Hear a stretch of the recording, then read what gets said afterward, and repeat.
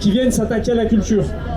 À Avignon, le festival d'Avignon, évidemment, reconnu nationalement et internationalement, a été aussi visé par l'extrême droite, notamment l'an dernier, en visant des pièces spécifiquement où des groupuscules d'extrême droite venaient placarder des affiches, venant viser des artistes directement du festival d'Avignon. C'en est un des symptômes, et c'est particulièrement grave, mais c'est pas seulement sur l'art vivant. Souvent, moi le premier, la culture, on a la sensation que ce serait l'art vivant. Très certainement, c'est Avignon qui nous a transmis aussi un peu cette idée-là. Mais la culture, évidemment, c'est autre chose. C'est aussi la musique, c'est aussi le livre, c'est aussi le cinéma. Et c'est partout où l'extrême droite tente de venir attaquer, avec notamment des multimilliardaires comme Vincent Bolloré, qui a racheté Hachette, par exemple. C'en est un certain nombre d'exemples et de symptômes, mais c'est pas un hasard s'ils s'attaquent à la culture. La culture est un très bon indicateur pour comprendre ce qu'il se passe dans notre société. Est un très bon indicateur pour comprendre la brutalité à laquelle s'emploient les puissants et les puissantes. La brutalité à laquelle ils s'emploient pour enfermer nos consciences, pour espérer que le peuple ne se taise surtout, n'aille pas voir ailleurs, n'ose pas remettre en cause l'ordre établi. Parce que la culture finalement c'est ça, c'est de venir interroger le monde dans lequel on est. Et des fois pas forcément avec des propos politiques à proprement parler. Mais c'est une interrogation du monde dans lequel on vit. Et cette interrogation du monde dans lequel on vit, forcément, peut déboucher derrière sur des alternatives. Et c'est ce qui les fait flipper dans la culture. Et c'est pourquoi ils veulent la cloisonner, l'enfermer et nous abrutir avec un tas une industrie culturelle qui viendrait empêcher toute diversité possible, diverses et variées, autant qu'elle soit.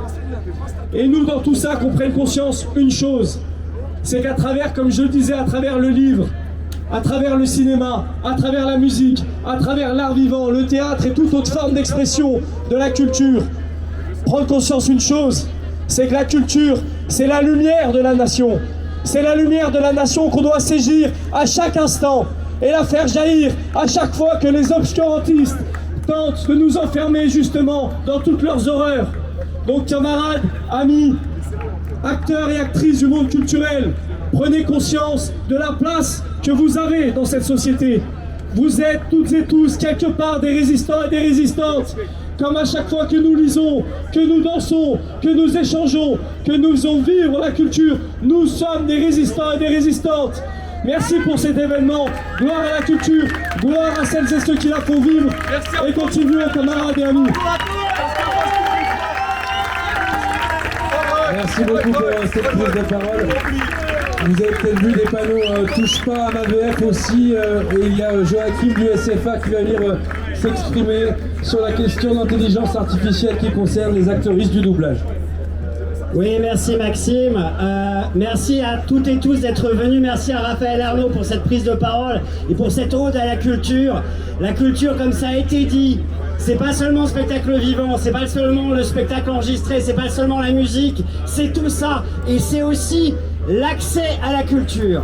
Et le travail qu'un certain nombre d'actrices et d'acteurs font dans le doublage de fiction, dans le doublage de documentaires, dans le doublage de jeux vidéo, ça permet à des milliers et des milliers de personnes en France d'avoir accès aux œuvres en langue française et avec un travail de qualité, avec un travail artistique à la base et avec le travail de toute une chaîne d'actrices et d'acteurs, pas seulement des artistes-interprètes, des auteurs, des directeurs et des directrices artistiques, des ingénieurs du son. C'est toute une chaîne qui aujourd'hui est menacée par l'intelligence artificielle générative. Ça fait 2 ans que, avec le collectif Touche pas ma VF, qui regroupe des syndicats d'artistes-interprètes, certains sont présents ici, le SNLAFO, il y avait le SIA UNSA,